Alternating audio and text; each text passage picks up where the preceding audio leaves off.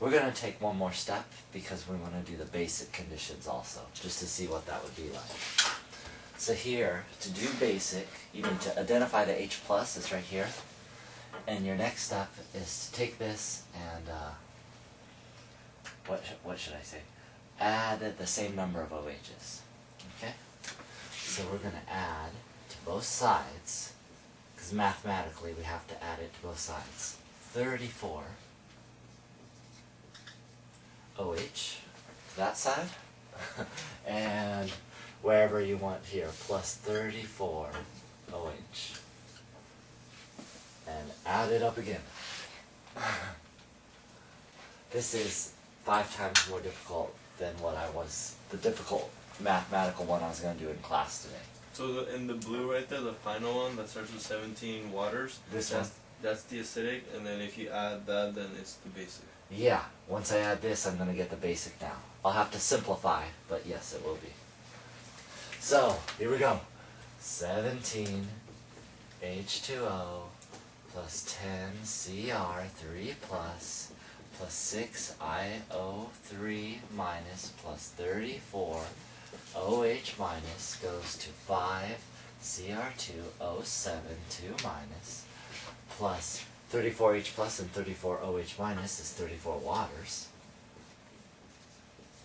plus 3I2.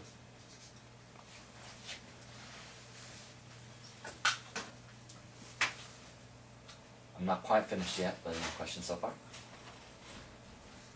You just added that OH because of the 34 hydrogen you had? This, From the yeah, exactly because of that number. No other reason. I want to get rid of this H plus because this occurs only in acidic conditions, but if I have a basic conditions, I want to get rid of it so there's only OH minus left. So it is totally neutralized by OH to form water. The same number, 34 plus 34, is still going to get 34. They could just combine together. And this is not chemistry here, this is just a technique to get rid of that stuff. Yeah. There's no chemistry involved here right now at all. Hi, welcome. Huh. So now we finally want to do some cancellations. Okay? So we have 34 and 17 waters. Thank you. So I'm left with 17 waters on the right hand side if the waters cancel.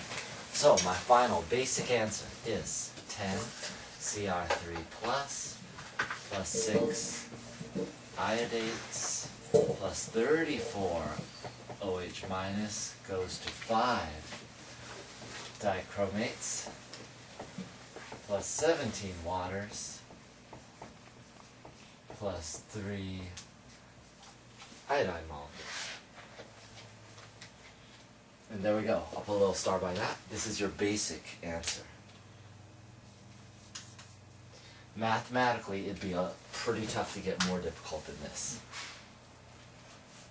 And you see, the only difficulty is right here, the lowest common factor when adding the two half reactions. That's the only way that it could be difficult mathematically.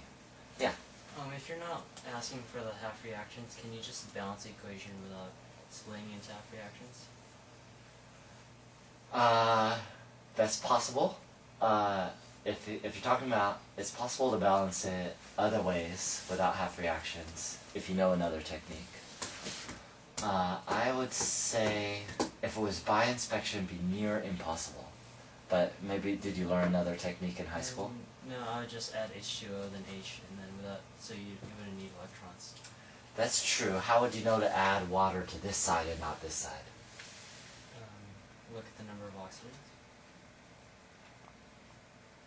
So, like starting up here. I see. Yeah. See, it's a little difficult unless you have, and there are techniques to do so. Unless you have like pretty standard technique, I would say it'd be extremely difficult because you don't even know what this ratio is. 34 happens to be 34 to 17 here, 2 to 1. That's just by chance. So if you're just kind of guessing and say, oh, I want to put some waters here and this here, it would be, I would say, this way is much faster. That would be my estimate in most conditions, unless it's a really, really simple problem. On the exam, typically, just for grading reasons, for ease of grading, I'll have you write out the half reactions, and then have you write, for the third part, the full reaction. And you'll see that when you get the practice exams.